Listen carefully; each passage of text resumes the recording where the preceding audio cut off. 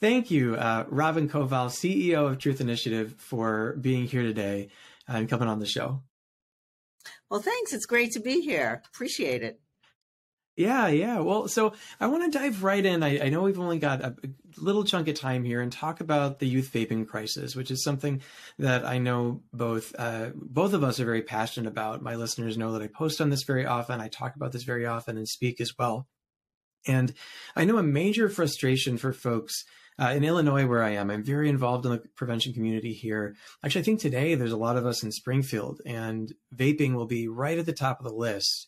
There seems to be this cat and mouse game that's being played between the FDA and the vaping industry, where they're always just shifting around, right? There's that flavor ban with the massive loopholes around disposables, and then moving to synthetic nicotine, and just all the while still pushing all these flavors that we know appeal to kids because we've seen it in cigarettes and cigars, so on and so forth.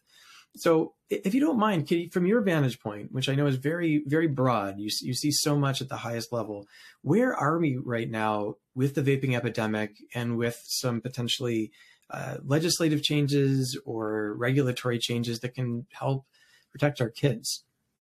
Sure. Well, I will start, I guess, with a little bit of good news. We have seen declines in youth vaping rates from the very, very high numbers we saw in 2019, which, at the time showed, I think, 27% of high school kids were vaping, which was just hair on fire, alarming.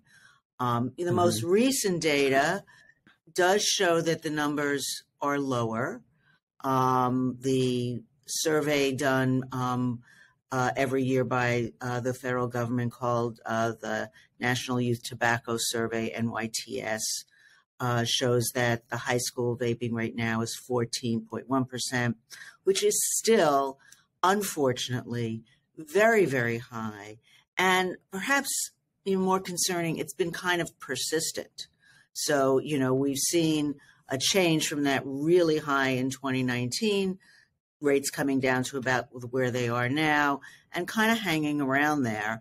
I think the other thing that is very concerning, and we'll get to your comment about flavors and disposables and all these other products, is we see 46% of kids who vape, so of that 14%, who are doing it on an almost daily basis.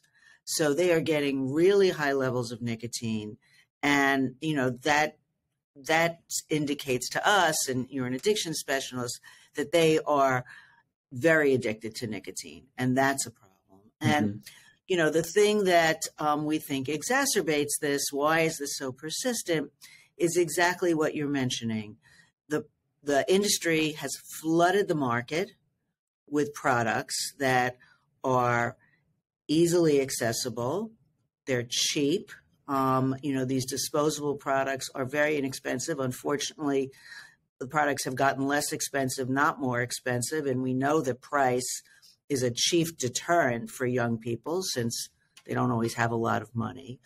They come in a myriad of flavors that are clearly designed to attract young people: fruity flavors, candy flavors, minty flavors that are very appealing to young people, easy to start, and with nicotine levels that have continued to increase over the last several years. And the tricky thing about that, I think, versus even cigarettes, if you really think about the way a vape is used versus the way, let's say, in olden days when young people were smoking cigarettes, is a cigarette has a specific dose.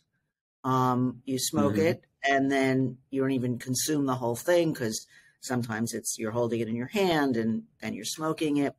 And it's hard to do it consistently, especially if you're a young person, because there are many places where you can't use a cigarette. You probably can't smoke in your home where you live with your parents or at school or places like that. With vapes, the behavior is entirely different. Young people, and they tell us this, they basically can use these products constantly. I mean, virtually 24/7. if they want to. They're easy to hide. They don't have the restrictions often that cigarettes have. And you don't know how much you're consuming because there's no dose.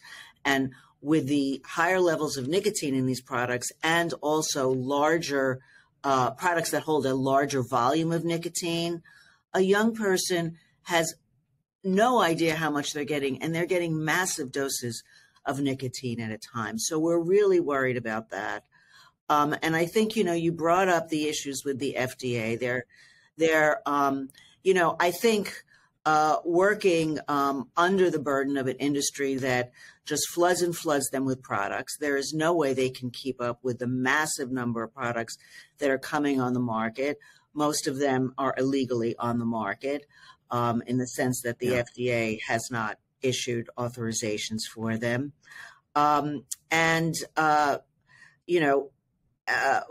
It's been a frustrating, as you say, cat and mouse game with the industry constantly trying to outsmart the FDA, who is a federal agency, and, the pace of government, unfortunately, is agonizingly slow. Yeah. Well, and I have a follow-up question about that specifically, actually, that came to me as you were talking. And thank you, by the way, for that overview. I was actually, just a quick anecdote. Just before we hopped on to record today, I was meeting with a patient who actually said exactly what you said.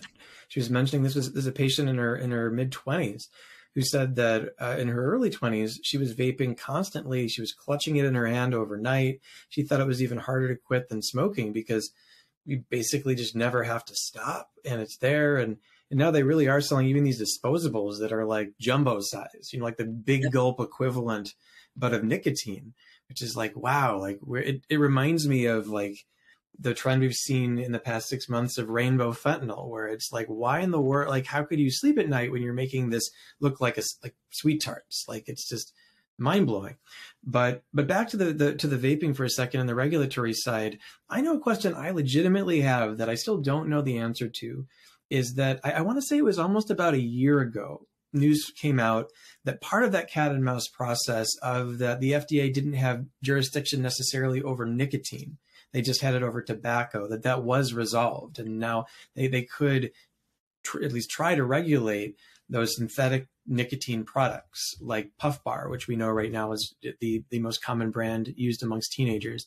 Is there a reason now that they can do that they haven't yet, given that we know that 85% of kids use flavors, they tend to prefer those fruits and candies? Do you know the answer to that? Well, the FDA is under a real burden. Excuse me for the cough. The FDA is under a real burden. They have to evaluate each one of these products individually. So each manufacturer is required to submit a pre-market authorization application. It's called a PMTA. And the FDA has to go through each of these and review them. The flood of applications is enormous. The FDA can't possibly keep up with the demand. And even when they do review a product and find that it does not meet the standard, which is appropriate for the protection of public health, appropriate for the protection of public health, they then have to enforce their decisions. And so, we know that products often, even after receiving marketing denial orders, remain on the market. And the FDA has to go chase them. And so it's a kind of a catch me if you can game, or we see companies receive a denial order and then simply become another company a week, or a month later. Many of these are companies that have sort of very vague ownership. Puff Bar is a great example. These products come from China. They reconstitute themselves overnight. So it is, unfortunately, from the get-go, a really difficult process. It's not like the FDA can look at a group of data and then just say, we're making a decision about all flavored e-cigarette products. The way the regulation Yeah. is set up right now, they have to do it one by one. And, we've actually looked at the number of SKUs, the actual codes that are used to, register each individual product as it goes through a store scanner. Those numbers have risen astronomically in just a year. And you can see that it's a real strategy that the industry is using to thwart the regulatory process. And so just to be clear, because this was something that I know I wasn't clear about, and I fashioned myself to be pretty well informed. So this is not like a medication where, like, say Pfizer comes out with a new medication. They're not allowed to just to sell it through a pharmacy before it's approved. This works differently than for these products, where even if they haven't been approved for sale yet, they're still able to put it on the shelf, or are they supposed to hold it back? Well, it's very complicated, and Okay. I totally understand why you're asking the question. So you're right. FDA has kind of two sides of the house. They have the part that, probably we're all more familiar with, which is how drugs get on the market. Before an RX product can get on the market, it has to prove that it's safe and effective. That requires extensive research, many phases, final phases that have clinical trials, to actually prove that the product does what it says it does, it is safe. That is absolutely not the process being used by the Center for Tobacco Products, which was created when in 2009, Congress gave the power to regulate tobacco to the FDA. In that process, products are supposed to, certain products were grandfathered, and there are processes for those products to introduce new formulations and things like that. But any products that were not on the market before then are supposed to go through a pre-market authorization process. So Yeah, it's like in the name, pre-market. Is, and the word pre is very important here, is that they are supposed to go to the FDA prior to marketing and submit data that says they are appropriate for the protection of public health. And that's the standard the FDA is supposed to use. But what has happened for a variety of reasons, decisions by the FDA not to enforce certain standards over a period of time, products being on the market before they were officially allowed to be regulated by the FDA. We could have a whole separate podcast on FDA regulations. These products are, in effect, coming on the market without these authorizations. It's hard for the FDA to find them all. It's hard for the FDA to enforce its regulatory authority once they even do say that a product should be denied. They have to work. The FDA does not have a enforcement authority completely on their own. They have to work in concert with the Department of Justice. So it's hard. You've got federal agencies coordinating with each other. And basically what we have is a marketplace where a great number of the products are technically on the market illegally. Some of those FDA has chosen discretionary non-enforcement of. Some of them are just thwarting the law. I mean, there's just no other way to say it. But basically, it makes for a very complex marketplace where, retailers don't really know what they should be selling or not selling. Consumers, people, assume that every product that they see in a store has gone through some process, which is not the case. And we don't know where these products come from. I mean, there is no standard. They could be, we don't know where they're manufactured. We don't know really what's in them in many cases. And that, as it pertains to young people, especially in their health, and the addiction risk beyond all the other chemicals and things that are in these products is very, very concerning. Yeah. Well, and I think that's a good pivot to my next question, that being, either the direct damage or collateral damage on youth. I know that something that I have been very concerned about, as I know Truth has as well, is what's happening to kids because of this. And one of those, those old initial arguments was, we don't want to take away this critical, blueberry flavored smoking cessation tool. But that, even that aside, if we're not even talking about the fallout to kids, if older individuals wanted to use vaping for some sort of therapeutic purpose, there's concerns around mental health, and we are in the midst of a mental health epidemic for kids. Just a quick, I want to quickly cite some data from the recent youth behavior risk behavior survey that came out, that almost 50% of kids, teenagers in the past year, said that they felt levels, basically clinical levels of depression. Over 1 in 5, 22%, said that they had thought about suicide. And actually 10% of teenagers in America tried to kill themselves in 2021, which is just absolutely mind-bogglingly high when you really start to think about it. If there's, say, like 30 kids in a classroom, that means that statistically speaking, 3 of them tried to kill themselves in the last year, which is just awful. And I know that Truth Initiative has done some health campaigns, like I'm thinking off the top of my head, like Depression Stick, Breath of Stress Air. I've seen those, but I'm wondering where did the inspiration come for those campaigns, and then what have you seen in terms of this relationship between teen vaping and poor mental health? And then I guess as a final aspect, why do you feel like kids don't see this on their own if they're the ones actually using it? Why has this been so persistent despite the evidence? Well, like you, we've been shocked to see and deeply saddened to see, these multiple data points on youth and mental health. I mean, it's affecting, frankly, the entire population, but especially young people. And, there are many reasons for it, of course. But, we felt compelled to talk about it because what we saw is that young people are in the midst of a mental health crisis. And the thing that they are turning to, if you speak to them, because they believe it's going to help them cope, often are things like e-cigarettes and nicotine.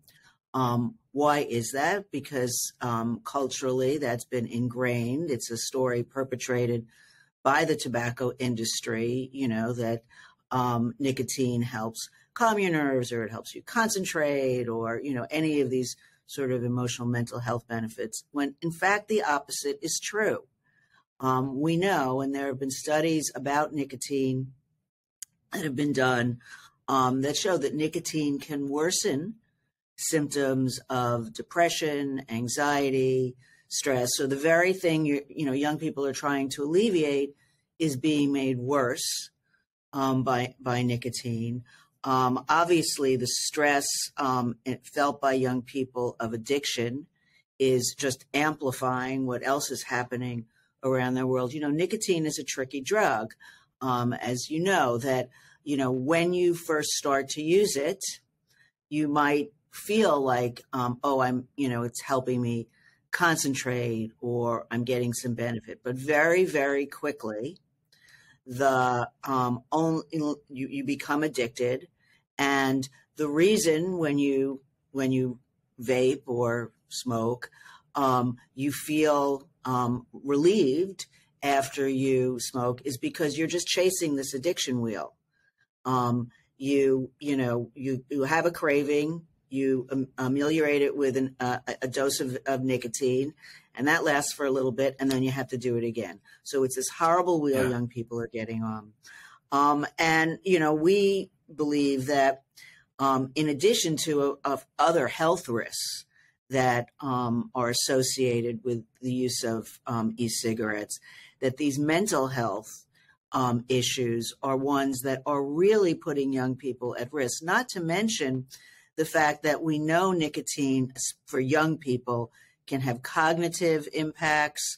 It can increase your risk of addiction to other substances. So there's just a whole sort of nasty circle of bad impacts, in addition to all of the physical health impacts that we know.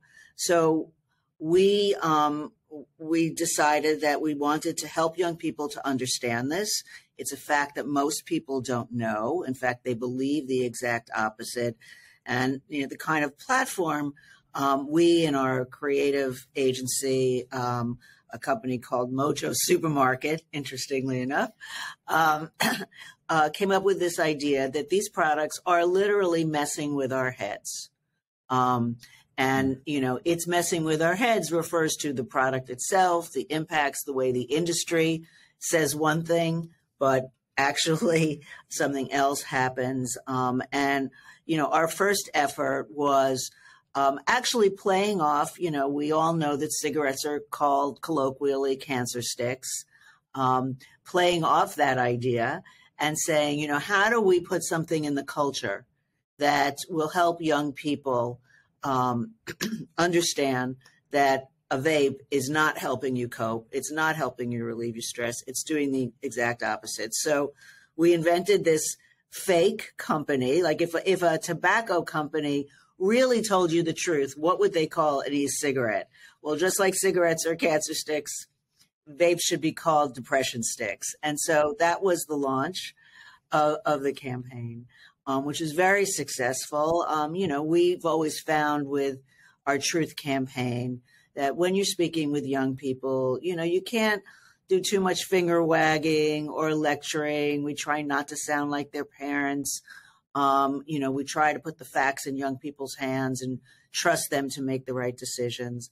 And then we followed up our depression stick effort with starting to think about this again of, if young people are using these products to relieve stress, which is what a lot of them think they're doing, what they really need to understand is that literally when you hit a vape, when you suck on that vape, you are getting a breath of stress air. And that became the impetus for that effort. We also, those are aimed at all the young people we talk to, and especially for prevention. But we also believe strongly that we have to help these young people quit. 60% of young people who vape say they want to quit, and they need help. And what's challenging is they get addicted so quickly. The trajectory for addiction with cigarettes was much slower. It took a few years for a young person who started as a teen to really develop a full-blown addiction to nicotine. With young people, this can happen in weeks because, as we said before, they're getting so much. And so they need help quitting. So one of the things we do is we have an effort we call Quitters, which shows the real-life stories of young people, their testimonials. They're sort of very kind of raw and, just young people filmed on their iPhones, telling you their truth, really, of using a program we created called This Is Quitting, which is a text message program. You use it on your phone, which is, of course, where young people live, that it is a real tool to help young people quit. In fact, 570,000 young people have already enrolled in This Is Quitting, because we think it's very, very important. There's like sort of a two-pronged approach that we're taking. On the one hand, we want to denormalize vaping, right? It's not cool. Everyone is not doing it, although it may seem that way. And it's really pretty crummy for you. And then on the other side, we want to normalize quitting, that it may seem like quitting's hard. You may not know other people who are trying to quit. You may not know how to quit. And so we want to make it look like, hey, it's something you can do. There are tools to help you and you can succeed. Yeah. Well, and we can't, in my opinion, undersell that norming aspect enough. And I definitely we'll come back to This Is Quitting. And I really appreciate also that you've published in peer-reviewed journals on that. I mean, I think that goes such a long way, because one of the most common questions that I get from audiences when I speak is what tools are out there? What can help? It's tough for kids because even the pharmacotherapies, things are off label. If you're under 18 And, there might be some medical and developmental reasons why not to use nicotine replacement therapy or other options. So to have something like this as quitting is really important. But the framing is so critical, because teens are at this point when if you push, they're likely to push back, right? And they're in that phase of development where they want to be treated with respect. They want to be told the truth, but they still also need it packaged in a way that they can receive. There was a study, I know I'm rambling for a second, but bear with me. There was a study that was published last year that really caught my attention, that was looking at, for social media mentions of substances, and actually e-cigarettes were among, I think, the most common category they looked at. But are those social media mentions positive in nature, negative in nature, or neutral? And what they found was across all substances, 75% of all social media posts were pro-drug use. And for e-cigs in particular, it was almost 90%. And so part of what I feel like we're struggling with is there's this massive marketing campaign, maybe even self-justification campaign by people using them where they want to feel good about what they're doing if they can. They don't want to feel like they're hurting themselves. Yet at the same time, they are. So what's been, from your experience, waiting around in this area, how do we actually get teens' attention? Like, if there's a lot of folks in prevention who are watching this and listening to this, how do we actually get them to perk their ears up when the data probably, if we just talk to them about cardiovascular, by the time you say they've probably turned off already. You know what I mean? Well, we do a lot of research with young people, trying to, understand just that. First of all, we talk about Gen Z like it's this monolithic group. And of course, every generational cohort shares some characteristics. But, they're not that way. And different young people are choosing substances and getting involved with them for different reasons. So, for instance, we've just completed some research where we've identified 3 groups of young people who are susceptible to vaping. And we have to talk to them in slightly different ways. So, we have the kids we call, the artsy outsiders. They may, be the ones who, don't fit in as well. And, they're looking for ways to cope. We have the rebellious ones who are, a little bit like them, but really, in their case, looking for more ways to, kind of buck the rules. And then we have a large group of kids, we call them the swayable socializers, where, they just want to do what everybody else is doing and they just want to fit in. And even though they know that vaping's probably not good for them, the pull of wanting to be liked by your friends and accepted by the group is kind of stronger. So, different messages for different people, and different tools. For instance, one of the things that we find is very effective is not only the messages we put out there, like calling it a depression stick, which is, of course, speaking to young people who are experiencing mental health issues, but also, tapping into the many, many influencers that young people are really looking to for lifestyle advice and entertainment and, the world of TikTok. So, increasingly we do things, perhaps not, in our voice, but collaborating with these influencers who, are trusted voices to young people. For instance, we just did one with a young woman. Her name is McCall Mirabella. We found her because on her own, she decided that she was going to quit vaping. She decided to, record her story and post it on TikTok, which is, of course, where that happens these days.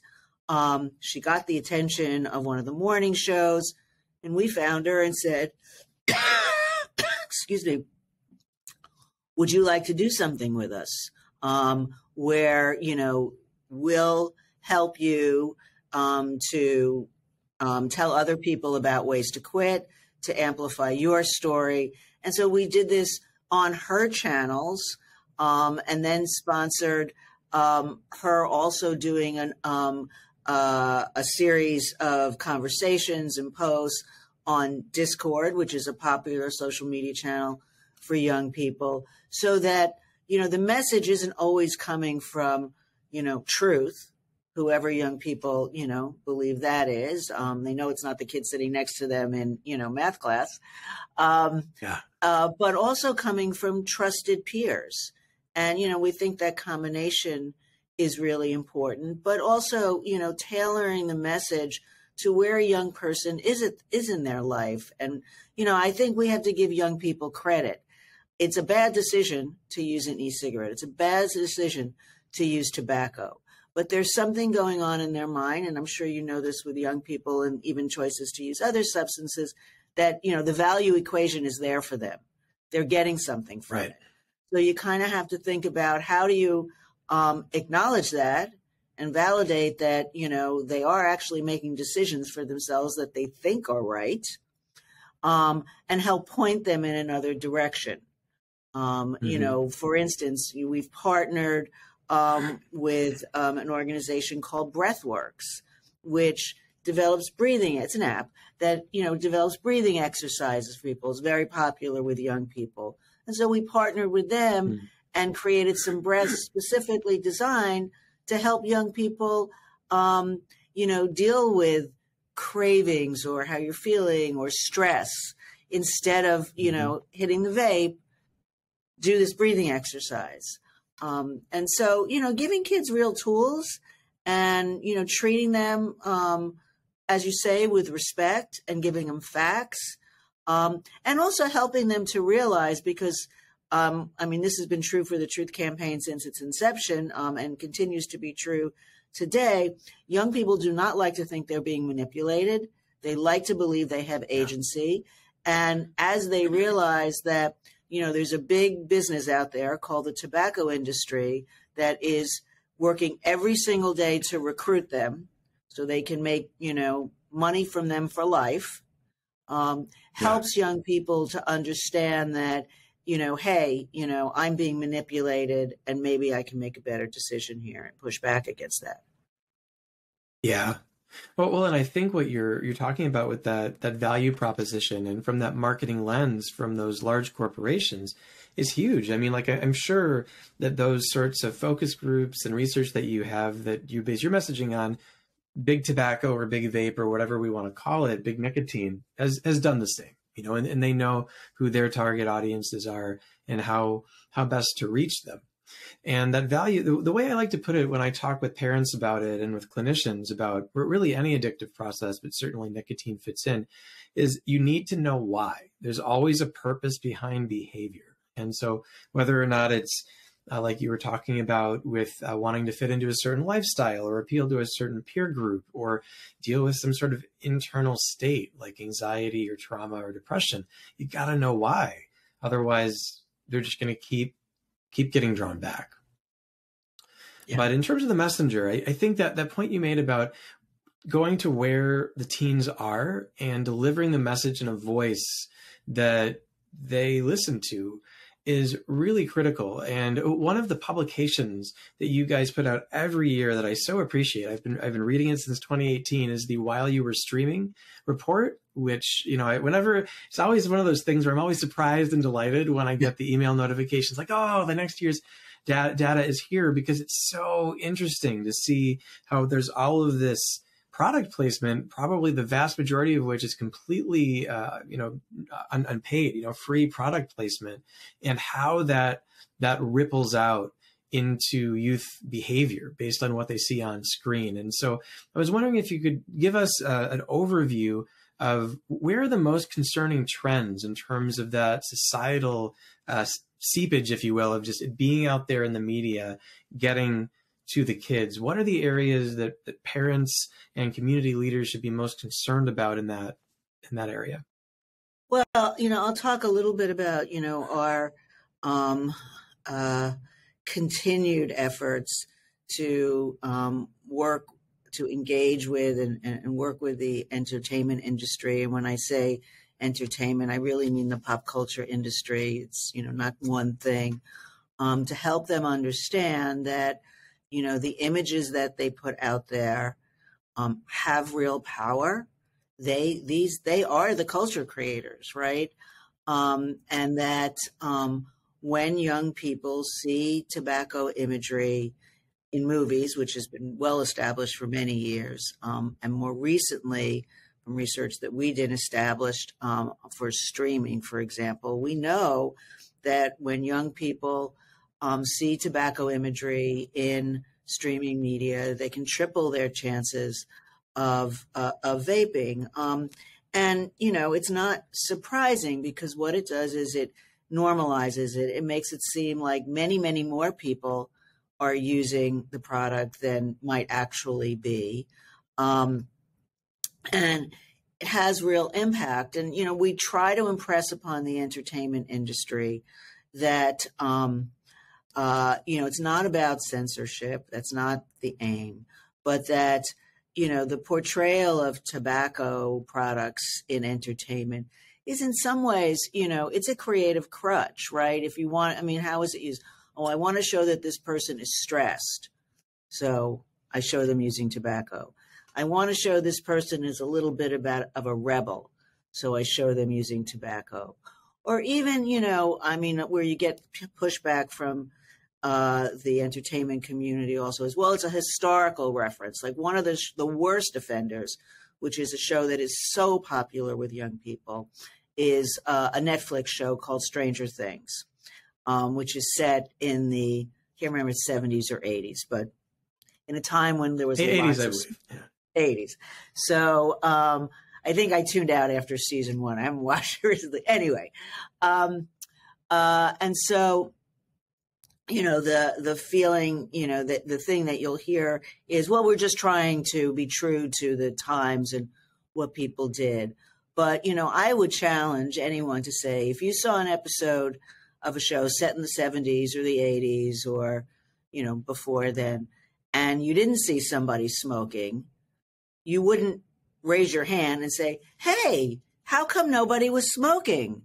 Yeah. So, we try to point that out to the industry, and we still have a long way to go. This year's study showed that 60% of the shows most popular with young people, 15 to 24, had contained images of tobacco in them, which is way, way too many. And in fact, even when we looked at, many of them are animated shows. So, things like The Simpsons and Bob's Burgers and, shows, that obviously are popular with lots of people, but definitely popular with young people. And even when we look at movies, we see that, of the shows that were nominated for the Oscars this year, the vast majority, I think it's 7 out of 10, had tobacco imagery in them. One of them was even rated PG-13, I believe, which is shocking. You see the same thing in music videos. And, the thing that's really concerning about streaming TV and music videos and the way young people watch them, if you think about, previous generations and the way you watched a movie, you went to a movie, you saw it, it was kind of like a dose, and then you probably didn't see that movie again. Now, the way we watch streaming content is we can watch it as many times as we want. We can binge 10 episodes of a season at once, so the exposure is very, very intense. Just over and over. The same with music videos. You see it, watch it over and over and over again. And so that's why we take such a strong stand. And while we did see some improvements this year, which is good, we see new offenders. And we really hope, and, it's sort of an open invitation to the creators and the entertainment community to really work with us. We believe these are some of the most clever people on the planet. And surely, they can figure out ways to make incredibly entertaining content, but also, that does not risk a generation to begin a behavior. I'm sure there would be very, very few people, in Hollywood who would, if we asked them, at what age would you like your kids to start vaping, would say, there's no age. Right. Oh man. Yeah. Well, I mean, it's so tough with, like trying to rely on the content creators and the folks who are producing these shows to do the right thing. In your most recent report, I remember reading, because I was actually the same. I actually watched season 1 of Stranger Things, enjoyed it, but then didn't watch the rest. So I'm kind of out of date there too. But how after, it sounds like largely a push led by you, they did take the smoking out of season 3, but then they brought it back in season 4, which was like kind of peculiar. Is like, where did that decision come from? Yeah, Netflix has been, we have met with them, and they were very interested in what we had to say, and talked about wanting to improve their policies.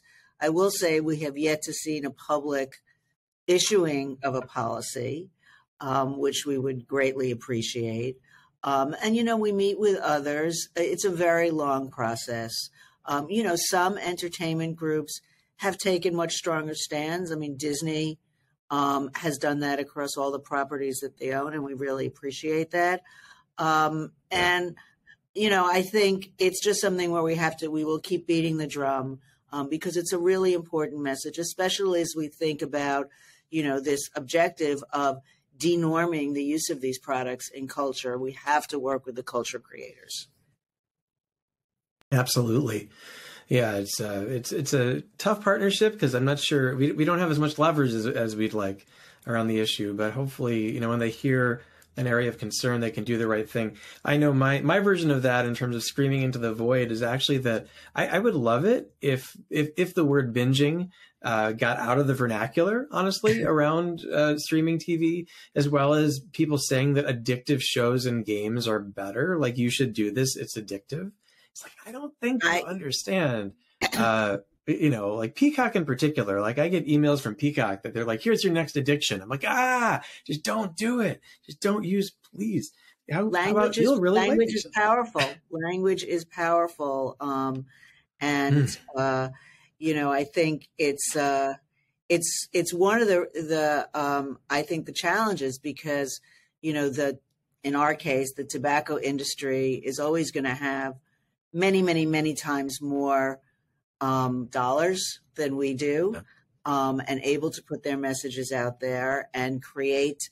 I mean, even the way, the debate has happened around harm reduction, where a term that is, created by public health and used as a legitimate public health strategy, obviously in addiction, and, treating substance use disorders, harm reduction is an accepted treatment with medicated assisted treatment, et cetera, and all sorts of other tools, that has been totally co-opted in tobacco by the industry, where what they have done is taken, the opportunity for there to be tools that, for heavily addicted adult smokers who can't or won't stop. Maybe there are ways to help them, but they have, kind of turned that phrase to make it all about, a product innovation strategy for them, and a way to take a business that has been in decline for years and revive it, and to sort of distract the public and, sort of say, hey, we're not the old tobacco industry. Now we're part of the solution. Well, nothing could be further from the fact. They sell billions of cigarettes a year. And, the efforts on various non-combustible products is really just, a way to have a total nicotine strategy. Whatever kind of nicotine you want, in whatever form you want it, we're going to be happy to sell it to you. Yeah. Oh, well, I feel like we could stay on any of these topics forever, but I think we've only got about 5 minutes left, and there's 2 more things I really wanted to ask you. So the first is, there are a lot of parents also who listen to this podcast, or folks who work with parents, and one of the most common questions that we get is, how and when should a parent talk to their child about vaping? And I was hoping you might be able to just offer some quick thoughts about this for parents who don't believe their child is vaping, but is concerned about it because perhaps they're, in 7th, 8th grade or going into high school where they know that it's going to be around in the bathrooms, etc. But then also parents, if you think your child is vaping, what do you know from your standpoint in terms of the best way to approach the child to get them to actually talk with you, open up to you, maybe even work with you on behavioral change? Sure. Well, I think if you're concerned as a parent, you don't believe your child is vaping, your kid knows about it. Your kid has friends who are vaping, and maybe they've even tried it. So, I think you have to take that approach, and stay informed. One of the things that when we talk to parents that they find so frustrating is these products change from day to day. You think you know what they are, and then you don't because there's some new product. But, we encourage parents to try to have a non-judgmental conversation with their kids. You will not punish your way out of this. We tell schools the same thing. You cannot suspend your way out of this. To try to have a conversation with kids that is, what do you know about this? Is this something you are concerned about? Is this something your friends are worried about? But to do it in a way that isn't like about catching them. And then to offer support, right? I mean, we know that, as I said earlier, 60% of kids who are vaping want to quit. So, we have support for parents on our becomeanx.org site on how to, talk to your kids about vaping, how to direct your kids to, excuse me, I have a little frog there, how to direct your kids to this is quitting if you think they need help quitting. And, we have another really effective tool that parents can advocate for, which is a high school curriculum called Vaping Know the Truth, that's now in use on, I believe, 8,000 schools. Many, many, many students, hundreds of thousands of students have been through it. It's been evaluated, and it's been developed specifically to be in the truth voice. So it feels peer-to-peer. Sorry, it feels peer-to-peer. It's digital, so it's not a teacher standing up in front of the room teaching kids about something they probably already know more than their teachers about anyway, but imparting information to them in a comfortable environment. They can do it at their own pace. We find that it's really successful. It's free. So, parents can advocate in their school systems for their schools to adopt it. It works. It helps direct kids, not only addresses prevention, but if kids are vaping, to tools they can use to cope, as well as tools they can use to quit, like this is quitting. Sorry. sorry. And it's been very successful. Yeah. Well, I thank you for those extra resources that we haven't talked about yet, and for making these tools for parents. It's always so difficult for them to know what to do, and to feel very powerless when it seems like their child goes to school and you have no idea what they're running into there and the influences. And we've all heard about the problems with the bathrooms. But this is a great bridge to my last question. Oh, I'm sorry. Can I just say one more thing about it? I would direct parents also. We have an organization that we work closely with called PAVE, which is Parents Against Vaping E-Cigarettes, I think is what it stands for. But they have some good tools too, and it's a place for parents to check out what they have as well. I'm a big fan of them as well. They throw a great conference every year. The last one was so many amazing guests. But the last question, I actually wanted to circle back to This Is Quitting, just for listeners, wherever you're coming from, who don't know much about This Is Quitting, if you could just quickly tell us what it's about and how it works. I know that I actually signed up. I did have to lie about my age. It's the only time I lied about my age, but I wanted to test it out, and it seemed incredibly useful. So if you could just tell us a little bit about This Is Quitting, end on a high note today. Sure. Well, it's a very successful program. We actually have the only randomized clinical trial. This was done with young adults. We've got a teen study in the market now that says that it's highly effective. So we're very proud of it. That's really been developed exclusively to address an audience of young people, so 13 to 24-year-olds. And we divide you into two groups. So the younger ones get one set of messages, the older ones get another set of messages. They're similar, but, age appropriate. That is really developed to think about the way young people, first of all, want to get advice on how to quit. There's many states and communities that still rely on, call-in lines and things like that. I don't know any young person who likes to make a phone call anymore. But what they do always have with them is something we still call a phone, and it's mostly used to text people. And so this is a text message program. You enroll by just texting Ditch Vape to 88709. And that will immediately, text you back and invite you to enroll in the program. If you're not ready to set a quit date yet, that's fine. We will send you messages based on where you are in your readiness to quit, although most young people do set a quit date as soon as they enroll. We said we've got 570,000 young people who have enrolled already. And the way it works is you will get multiple messages every day.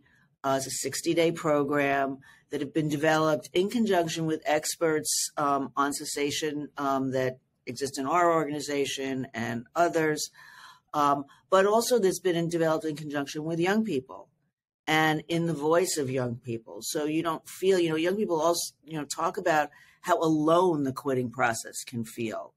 And that they need support, and to know that they're not the only ones going through it. It's interactive in the sense that you can ask for help. So if you're having, a really bad craving moment, you can text crave and we'll send you some support in the moment to help you get over that, that brief period when you're really finding it hard not to hit your vape. We have testimony after testimonial from young people on how much they appreciate it. It works. We've actually developed new modules now for young people who the first time you quit may not be successful. We understand that. Not everybody gets it the first or the second or the third time. So we've got, new messages now that are geared to people who have to give it another try.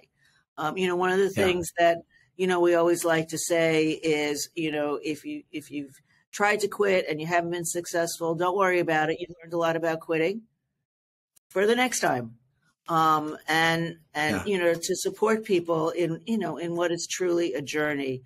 What we've also learned is quitting vaping is different than quitting cigarettes. So a lot of the literature from the past and the programs that have been developed were developed for adults.